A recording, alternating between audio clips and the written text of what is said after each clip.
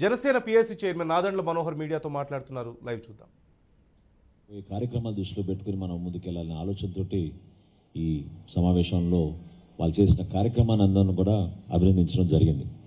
28వ తారీఖున తలబెట్టబోయే ఈ భారీ బహిరంగ సభ ఒక అద్భుతమైన సభగా ఖచ్చితంగా రాష్ట్ర ప్రజలకి ఎన్నికలకి శంఖారావంగా చేయబోయే కార్యక్రమాలు ఏ విధంగా సిద్ధమవుతున్న దానిపైన వివరించుకుంటూ ప్రజలకి ఇంకా అంకిత భావంతో పనిచేయడానికి మరొకసారి ఒక చక్కటి సభ ఏర్పాటు చేయాలని నిర్ణయించుకున్నాం. ప్రతి ఒక్కరూ కూడా ఇది ఒక బాధ్యతగా ఇరు పార్టీల నాయకులు క్షేత్రస్థాయిలో, జిల్లా స్థాయిలో, నియోజకవర్గ స్థాయిలో, మండల స్థాయిలో, అదేదో కేవలం ఉభయ గోదావరి జిల్లాలకి సంబంధించిన సభనే కాదు, రాష్ట్ర వ్యాప్తంగా నాయకులందరినీ కూడా ఆహ్వానిస్తాం. అద్భుతమైన ఏర్పాట్లు చేస్తాం. కనీ విని ఎరిగిన రీతిలో ఒక మంచి రాజకీయ సభను ఏర్పాటు చేసి ఈ విధంగా మన భవిష్యత్తు ఉండబోతుందనేది ప్రతిబింబించే విధంగా, ప్రతి ఒక్కరిని కూడా ఉత్తేజపరిచే విధంగా ఒక చక్కటి కార్యక్రమాన్ని ఏర్పాటు చేస్తామని ఈ సందర్భంగా తెలుపుకుంటున్నాం. అది తాడేపల్లిగూడెం దాటగానే జాతీయ రహదారిపైనే ఒక మంచి సభా వేదికని సెలెక్ట్ చేయడం జరిగింది. అక్కడ ఇరు పార్టీల నుంచి లాజిస్టిక్స్ టీమ్స్ ఆల్రెడీ క్షేత్రస్థాయిలో దిగి ఏర్పాటు చేయడానికి సిద్ధమవుతున్నాం. సుమారు 500 మంది ప్రత్యేక ఆహ్వానితులను పిలిచి వాళ్ళని డయాస్ పైన కూర్చోబెట్టి ఇరు పార్టీల నాయకులు రాబోయే రోజుల్లో మేము చేయబోయే అనేక కార్యక్రమాలని వివరించడమే కాకుండా ఒక మంచి కలయికతోటి, మంచి ఉద్దేశంతో ఈ కార్యక్రమాన్ని ముందుకు తీసుకెళ్తామని సందర్భంగా తెలుపుకుంటున్నాం.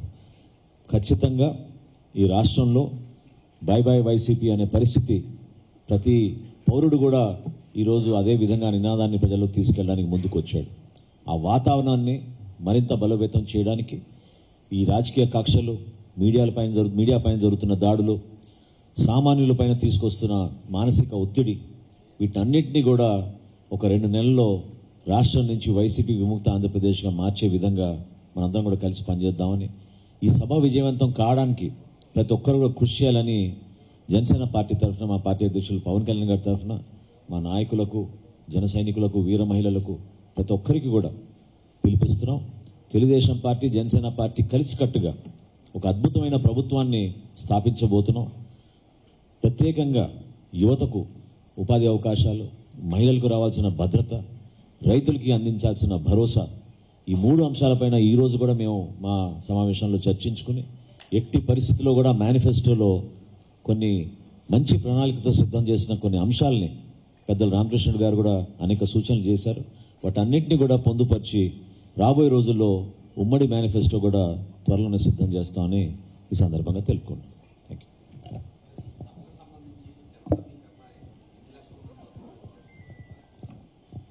దాదాపుగా 6 లక్షల మంది అంచనా వేస్తున్నాం వస్తారని. 6 లక్షల మంది వస్తారని చెప్పి అంచనా వేస్తున్నాం. దానికి కావలసినటువంటి ఏర్పాట్లన్నీ కూడా చేస్తున్నాం. ఇంకా ఎక్కువ వస్తారు. కానీ దుర్మార్గమైన ప్రభుత్వం, డబ్బు కడతామంటే ఆర్టీసీ బస్సు అవ్వదు, ప్రైవేట్ వాళ్ళు ఇస్తే వాళ్ళ మీద కేసు. ఎవరైనా సరే ట్రాన్స్పోర్ట్ వాళ్ళు ముందుకు వస్తే వాళ్ళ లైసెన్సులు రద్దు చేయరు. ఎప్పుడు ఆంధ్రప్రదేశ్ రాష్ట్రంలో ఏ రాజకీయ పార్టీ మీటింగ్ పెట్టుకున్నా ఇంత దుర్మార్గంగా ఎప్పుడు లేదు. 3000 బస్సులు ఇచ్చారు. మొన్న మేము యువగలం సభకి నెత్తి నోరు కొట్టుకున్న బస్సులు ఇవ్వలేదు. ప్రైవేట్ వాళ్ళు ఇస్తే వాళ్ళ మీద కేసులు పెట్టారు. రేపు కూడా లాజిస్టిక్ చాలా ఇబ్బందులైనా సరే ఈరోజు జగన్మోహన్ రెడ్డి మీద యుద్ధం చేయడానికి 5 కోట్ల మంది సిద్ధపడ్డారు. కాబట్టి ఏ వాహనం దొరికితే ఆ వాహనం వస్తారు, కాలినడకన వస్తారు, నాటుబళ్ళ మీద వస్తారు. కాబట్టే 5 లక్షలు 6 లక్షలని అంచనా వేస్తున్నారు.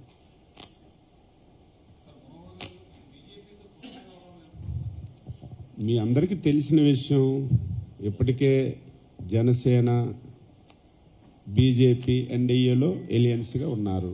తెలుగుదేశం పార్టీకి ఆహ్వానించారు. వెళ్ళి మా అధ్యక్షుల వారు మాట్లాడారు. ఇంకా చర్చలన్నీ జరుగుతున్నాయి. అతి తొందరలోనే ఫైనల్ అవుతుంది. మీ అందరికీ చెప్తాం. అందులో దాపరికం ఏం లేదు కదా. సేమ్ అదే ఆన్సర్.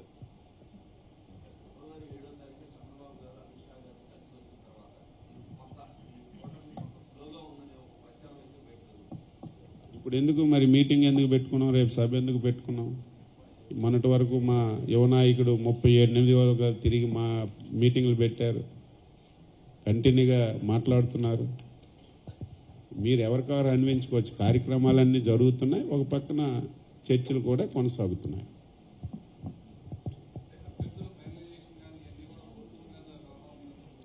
ఎక్కడ కూడా ఆ విషయాల్లో గ్యాప్ లేదండి. డెఫినెట్గా ప్రణాళికాబద్ధంగానే జరుగుతున్నాయి. సరైన సమయానికి మా పార్టీ అధ్యక్షులు నిర్ణయాలు తీసుకుంటారు. ఎక్కడ కూడా అందులో గ్యాప్ లేదు. తప్పకుండా అనేక కార్యక్రమాలు అచ్చెన్నాయుడు గారు చెప్పినట్టు క్షేత్రస్థాయిలో జరుగుతూనే ఉన్నాయి. ఎస్పెషలీ ఓటర్ లిస్ట్ వెరిఫికేషన్ కానివ్వండి, భవిష్యత్ గ్యారంటీ కార్యక్రమం, ఇవన్నీ కూడా గడప గడపకు తీసుకెళ్లేటట్టు ఇరు పార్టీల క్యాడర్ కలిసి పనిచేసుకున్నాయి. భారతీయ జనతా పార్టీతో మేము చేయాల్సిన కార్యక్రమాలు పొత్తులో భాగంగా ఆ నిర్ణయాలు తీసుకున్న తర్వాత ఉమ్మడి ప్రణాళిక సమిష్టిగా చేసే కార్యక్రమాలు కలిసికట్టుగా చేస్తాం. తప్పకుండా బహుశా కొద్ది రోజుల్లోనే అది కూడా ఒక కొలికి వస్తాం నమ్మకంలో ఉన్నాం.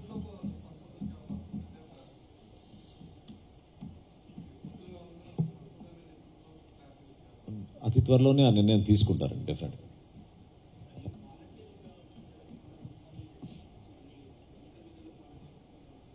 ఇప్పుడు అందుకే ఇప్పుడే లెటర్ రాశారు మళ్ళీ చీఫ్ ఎలక్షన్ కమిషన్కి. ఎలక్షన్ కమిషన్ దగ్గరికి వెళ్తే వాలంటరీ అనేవాడు ఎలక్షన్ డ్యూటీలో ఉండకూడదు అని చెప్పి స్పష్టమైన ఆదేశాలు ఇచ్చారు. అయినప్పటికీ కూడా వాలంటరీలా పనిచేస్తున్నారు. కనీస జ్ఞానం కూడా లేకుండా రెవెన్యూ మంత్రి వాలంటీర్లకు ఏజెంట్లు పెట్టుకోమని చెప్పి నిన్న బహిరంగంగా మాట్లాడాడు. ఈ సాక్ష్యాధారాలతో ఇప్పుడే లెటర్ పెట్టాం. ఇమీడియట్గా ఆయన పైన యాక్షన్ తీసుకోవాలి. వాలంటరీ అనేవాడు ఎలక్షన్ డ్యూటీలో ఎక్కడ ఉండకూడదు. తెలుగుదేశం పార్టీ వాలంటరీ వ్యవస్థకి వ్యతిరేకం కాదు. మళ్ళీ మళ్ళీ చెప్తున్నాము. వాలంటరీ అనేవాడు ప్రజల యొక్క ట్యాక్స్ మనీతో జీతం తీసుకుంటున్నాడు 5,000 రూపాయలు. వాడు ప్రజలకి సేవ చేయడానికి ఉపయోగపడాలి తప్ప వైసీపీ పార్టీకి సేవ చేయడానికి ఉపయోగపడకూడదనేదే మా నినాదం తప్ప ఆ వ్యవస్థకు వ్యతిరేకం కాదు. దయవంచి వాలంటీర్లందరూ అర్థం చేసుకుని మీరు వైసీపీ వాళ్ళ మాయలో పడకుండా మీరు ప్రజలకి సేవలు అందించడానికి మీరు పనిచేస్తే ఎటువంటి అభ్యంతరం ఉండదు. పార్టీ గురించి పనిచేస్తే మేము సీరియస్గా తీసుకుంటాం. ఎలక్షన్ కమిషన్ కంప్లైంట్స్ ఇస్తాం. ఎంతవరకైనా ముందుకెళ్తామని చెప్పి స్పష్టంగా తెలియజేస్తాం. ఇంకా చర్చలు అవుతున్నాయి. ఫైనల్గా ఇస్తాం. ఇప్పటికే తీసుకున్నాం సూపర్ 6 షణ్ముఖ వ్యూహంలో. ఇప్పుడే రైతు రుణమాఫీ అనుకున్నాం. వీళ్ళ నుంచి కౌలు రైతులకు వచ్చింది అది యాడ్ చేసుకున్నాం. ఇంకా ఒకటి చర్చిస్తున్నాం. 3 మీటింగులు అయ్యాయి. ఇంకా 2-3 మీటింగులు ఫైనలైజ్ అయిన తర్వాత ఫైనల్గా ఉమ్మడి మేనిఫెస్టో ఇస్తాం.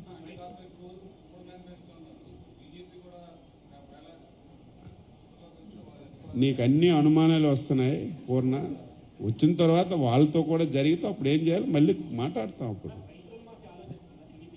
ఏది ఇంకంతవరకు ఏం డిస్కస్ చేయలేదు. చేస్తాం. ఇప్పుడు ఏవైతే సూపర్ 6 అనుకున్నామో అవి ముందుకు వెళ్తున్నాయి. ఫైనల్గా ఏం చేయాలో మాట్లాడతాం. అన్ని రకాలుగా చూసుకుంటాం. 100% ఉంది. అన్ని దగ్గరలో ఉంది. ఎక్కడ గొడవలు పడ్డం కానీ ఏం లేదు. చాలా క్లారిటీగా చంద్రబాబు నాయుడు గారు, పవన్ కళ్యాణ్ గారు సామరస్యంగా చర్చలు జరిపారు, డిసైడ్ చేశారు. ఇంత సౌహృద వాతావరణంలో ఎప్పుడు జరగలేదు. అయితే అది తొందరలోనే నిర్ణయం తీసుకుంటాం. ఎక్కడ లేదు. చిన్న దగ్గర ఉంటే వాళ్ళు మేము మాట్లాడుకుని సరి చేస్తాం. ఎక్కడ ప్రాబ్లం లేదు. అందుకే చెప్పాము. ఇప్పుడు పొత్తులు ఉండేటప్పుడు కొంతమందికి ఇబ్బంది జరుగుతుంది. ఆ పార్టీ కానీ ఈ పార్టీ కానీ. అటువంటి వారందరికీ స్పష్టంగా ఇటు చంద్రబాబు నాయుడు గారు కానీ పవన్ కళ్యాణ్ గారు స్పష్టంగా హామీ ఇస్తున్నారు. మీరు అర్థం చేసుకోవాలి రాష్ట్ర ప్రయోజనాల గురించి. రేపు ప్రభుత్వం వచ్చిన తర్వాత ఎవరైతే ఈ పొత్తుల్లో సాక్రిఫైస్ చేశారో వారికి సముచితమైనటువంటి గౌరవం ఉంటుంది. సముచితమైనటువంటి స్థానం కూడా ఇవ్వడానికి 2 పార్టీ అధ్యక్షులు ఎప్పటికే మెసేజ్ ఇచ్చారు. అది కంపల్సరీగా అమలు చేస్తాం.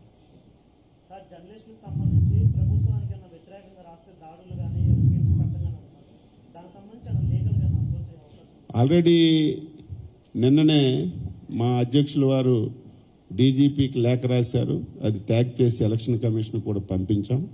అది లీగల్గా ఎంతవరకు వెళ్ళాలని అది కూడా డిసైడ్ చేస్తాం. చర్చిస్తున్నాం. తప్పనిసరిగా వెళ్తాం. ప్రజాస్వామ్యంలో పాత్రికేయులంటే ఏదో ఒక అజమానికో లేకపోతే ఒక వ్యక్తికో ఒక వ్యక్తి కాదు. ప్రజాస్వామ్యానికి మూల స్తంభంలో ఒక స్తంభం అది. వాళ్ళ డ్యూటీ అది. నా మీద వ్యతిరేకంగా రాశారు, మా మనోహర్ మీద రాశారు, చంద్రబాబు నాయుడు మీద రాశారు, ఎన్టీఆర్ మీద రాశారు, ఇందిరాగాంధీ మీద రాశారు. రాసేటప్పుడు ఒక రాజకీయ పార్టీ ఒక అవగాహన ఉన్నటువంటి వ్యక్తి అయితే మళ్ళీ మీడియా ముందుకు రావాలి. మీరు ఈ రకంగా రాశారు, ఇది అవాస్తవం, ఇందులో వాస్తవాలు లేదు. ప్రజాస్వామ్యంలో హక్కు ఇచ్చారు. అది లేకుండా నా మీద రాశాడని వెచ్చలవిడిగా దాడులు చేసి ఈ రకంగా కొడితే ఎంత దుర్మార్గం. ఇటువంటి పరిస్థితులు ఎప్పుడూ లేవు.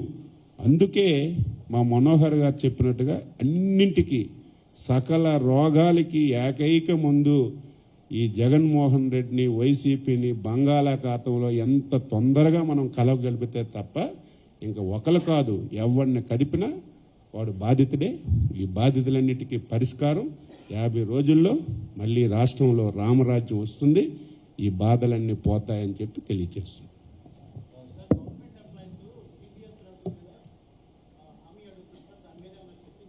చర్చలు జరుగుతున్నాయి అన్నింటి మీద. ఈ రాష్ట్రంలో 5 కోట్ల మంది చెప్పిన ప్రతి అంశం మీద అన్ని రకాలుగా చర్చిస్తున్నాం. ఏది పెట్టగలం, ఏది చేయగలం, ఏది చేయలేం అనేది డిసైడ్ చేసి మేనిఫెస్టో ఇస్తాం. ఇదేం దాచుకోం, ఓపెన్గా రిలీజ్ చేస్తాం.